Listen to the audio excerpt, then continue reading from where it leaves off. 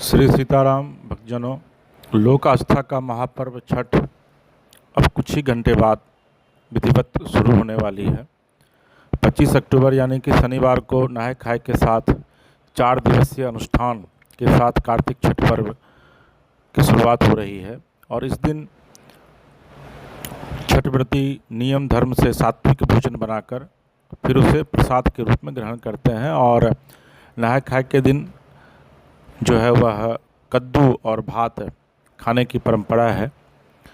इसके बाद छठी मैया का गाना जो है वह गाया जाता है। फिर 26 अक्टूबर को यानी कि रविवार को खरना है। इस दिन छठ व्रती पूरी निष्ठा से जो 25 तारीख को गेहूं धो करके जो सुखाती हैं उसी से विधिवत रोटी बनाई जाती है और चावल को धो करके उसका बहुत ही नियम पूर्वक खीर बनाया जाता है। और छठी मैया को खीर और रोटी का भोग जो है वह लगाया जाता है।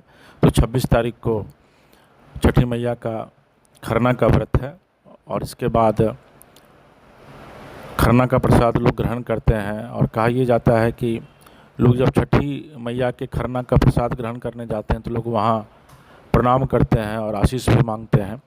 फिर 27 तारीख को अस्ताचलगामी भगवान भास्कर को संध्याकालीन अर्घ्य जो है वो अर्पित किया जाएगा। और भारत पूरी तरीके से सनातनी राष्ट्र है और सनातन में ही इस बात की का विधान है कि लोग डूबते हुए सूर्य को भी अर्घ्य देते हैं और उगते हुए सूर्य को भी अर्घ्य देते हैं। अमूमन ये कहा जाता है कि डूबते हुए सूर्य को अर्घ्य नहीं देना चाहिए, लेकिन छठ एक ऐसा पर्व है जो हमें यह बताता है कि जिसका अस्त होता है उसी का उदय भी होता है।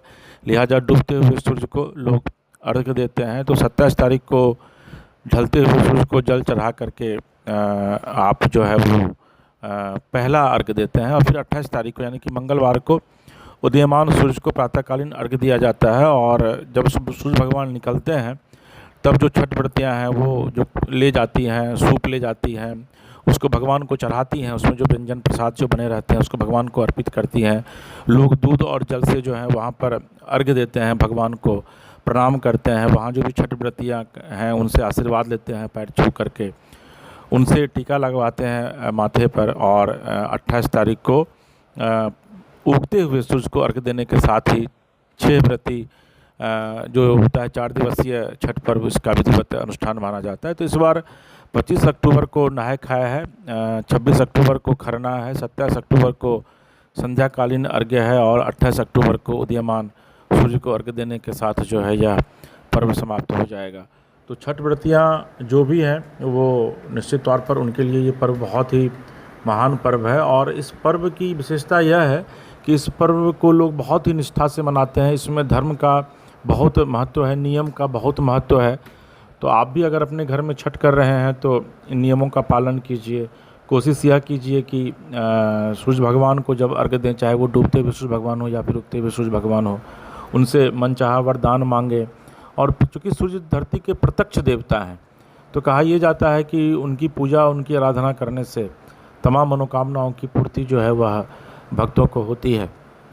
तो आप तमाम छठ व्रती माताओं को, बहनों को मेरा प्रणाम। प्रभु श्री राम की कृपा आपके और आपके पूरे परिवार पर बनी रहे। श्री सीताराम।